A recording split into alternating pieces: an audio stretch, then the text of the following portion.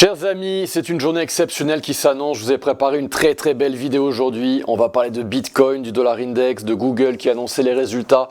J'ai vraiment beaucoup de choses à vous dire. La vidéo de Bitcoin aurait pu durer 3 heures, mais je vais vous la faire un petit peu plus courte. Et on reparlera de Bitcoin la semaine prochaine et sans doute après. Chers amis, on a Google qui a annoncé les résultats. Je vous invite à lire cet article que nous avons publié ce matin sur le site d'XTB France. Je vous invite aussi à revisionner cette vidéo.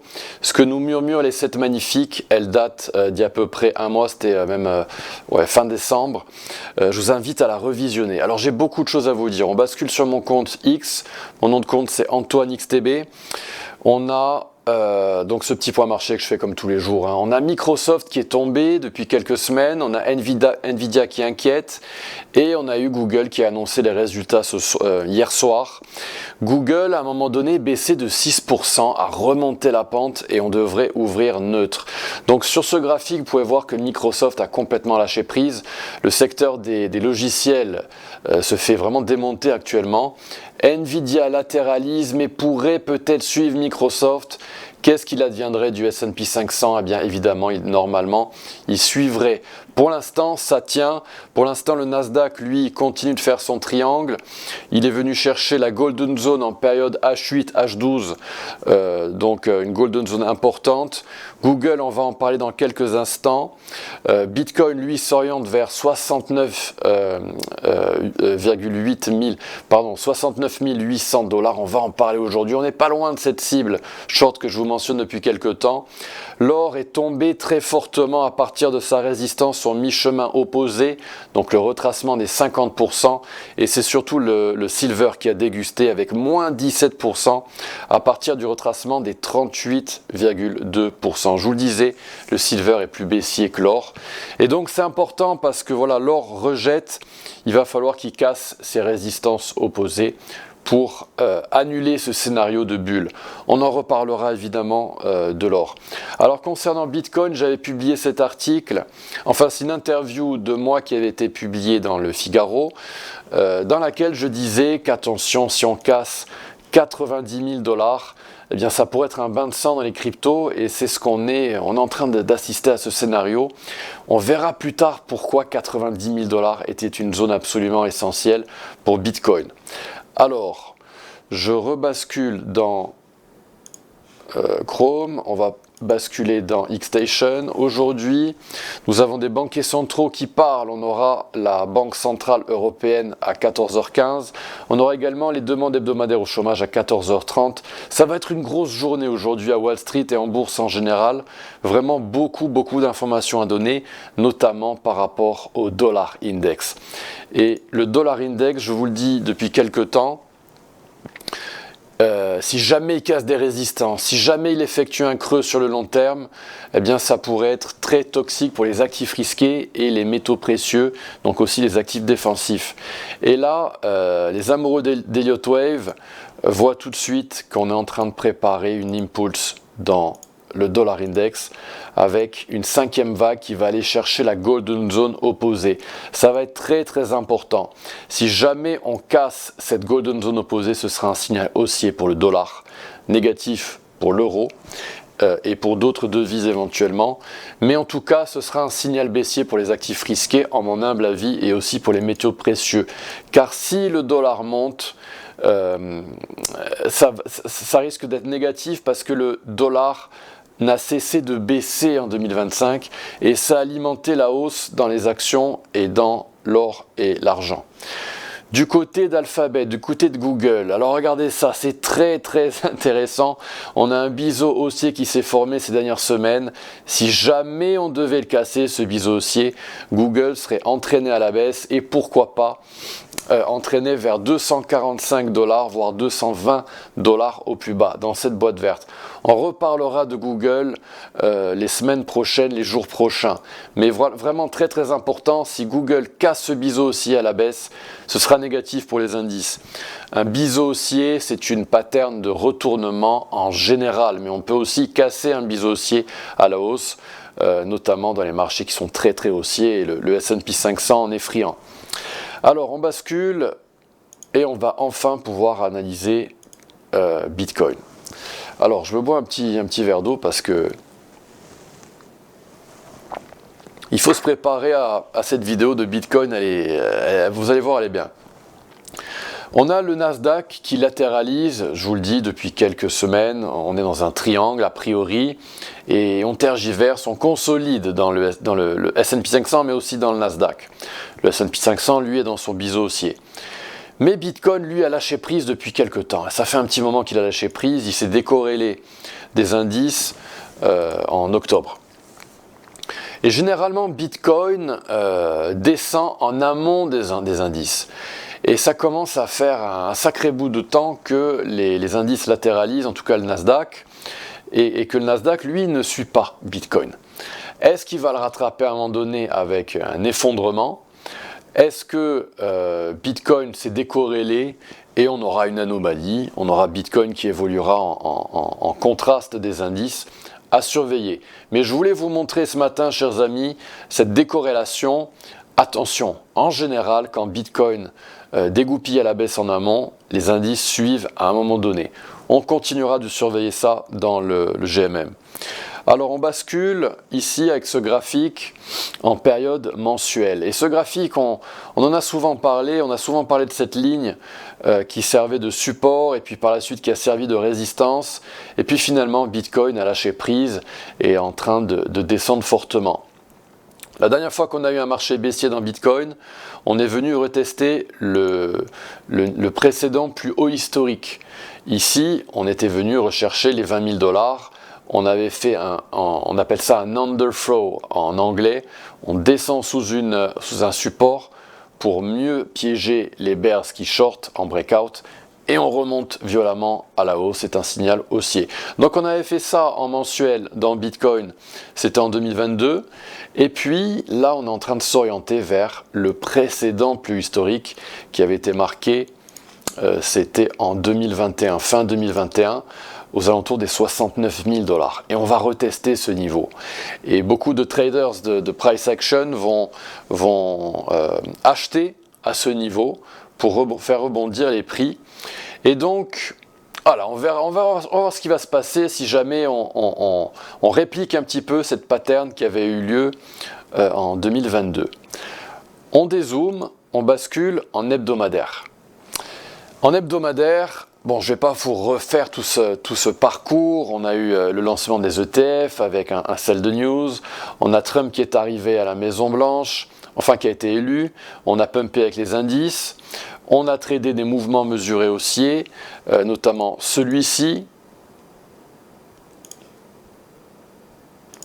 avec le retracement des 50% qui avaient été touchés. Et puis, on a atteint la cible algorithmique. Les institutionnels ont pris leur profit aux alentours des 124 000 $. Je vais vous mettre ça en plein écran. 124 000 $. Et depuis cette prise de profit, on est descendu. Alors, pourquoi dans la presse, je disais fréquemment, attention, il ne faut pas perdre 90 000 $? Parce que 90 000 $, grosso modo, ça correspondait à cette golden zone ici, qu'on a finalement cassé. Et le fait de l'avoir cassé a été un signal baissier pour Bitcoin et ça n'a pas raté. On est en train de s'effondrer depuis. Très très important, on arrive à un niveau de support clé dans Bitcoin. On arrive au retracement des 50% construit à partir de la structure qui a débuté en 2022. On est en train d'arriver à ce mi-chemin, ce retracement des 50% aux alentours des 70 000 $. Ici, c'est un retracement de Fibonacci en mode arithmétique.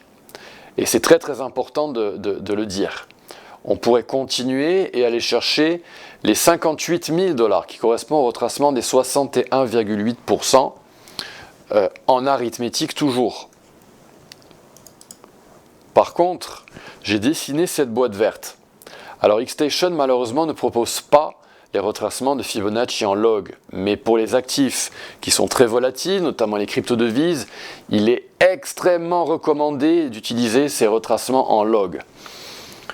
On pourrait en log donc descendre à 44 000 $, qui correspond au retracement des 50%, voire à 35 000 $, retracement des 61,8%. Alors moi, chers amis, vous le savez, hein, je suis un amoureux de Bitcoin, mais quand je dis 35 000 $, c'est pas parce que je suis un hater de Bitcoin. Je dis 35 000 $ parce que voilà, c'est un support absolument majeur de cette Golden Zone en log. Élément intéressant, regardez ça. Si je projette l'amplitude de la précédente correction à celle qu'on est en train de faire actuellement.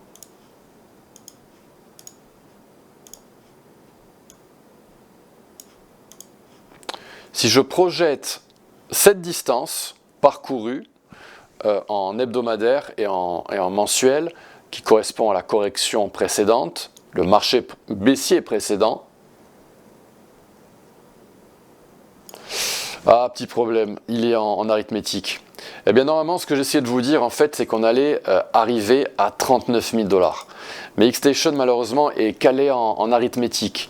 Donc, si on projette, en fait, cette distance à partir du plus haut historique de Bitcoin et que vous la propagez à la baisse, vous allez atterrir à 39 000 $ à peu près. Donc, cette boîte verte est très, très importante. Elle est confluente entre plusieurs éléments de Fibonacci et donc elle est comprise entre 44 200 et 35 000 $. Alors qu'est-ce qui se passe en journalier? Je me remets en full PC. Qu'est-ce qui se passe en journalier? On a commencé une série traditionnelle de Fibonacci avec ces boîtes rouges qui servaient de résistance clé. On s'est effondré. On a proposé ce setup dans le GMM qui a été stop loss il y a eu une chasse au stop loss et malheureusement il a été invalidé. Je propose rarement des shorts, hein, notamment récemment dans le gold ou le silver, c'est fait exprès car je préfère vous proposer des longs pour que vous vous habituiez à des setups en achat plutôt que de prendre trop de risques à shorter des tendances haussières qui sont très fortes. On est venu donc dans cette boîte verte, on a tergiversé, on l'a finalement cassé à la hausse, on a parcouru, les prix ont parcouru au sein d'un canal haussier et puis finalement on n'a pas voulu atteindre cette boîte rouge qui sert de résistance, qui aurait dû servir de résistance extrêmement forte, qui était comprise entre le retracement des 50% et la Golden Zone opposée. Pourquoi ? Parce que le marché est trop baissier et on s'est contenté du retracement des 38,2%. On est venu chercher 97 857 $ très précisément. On a fait une petite mèche et on s'est effondré.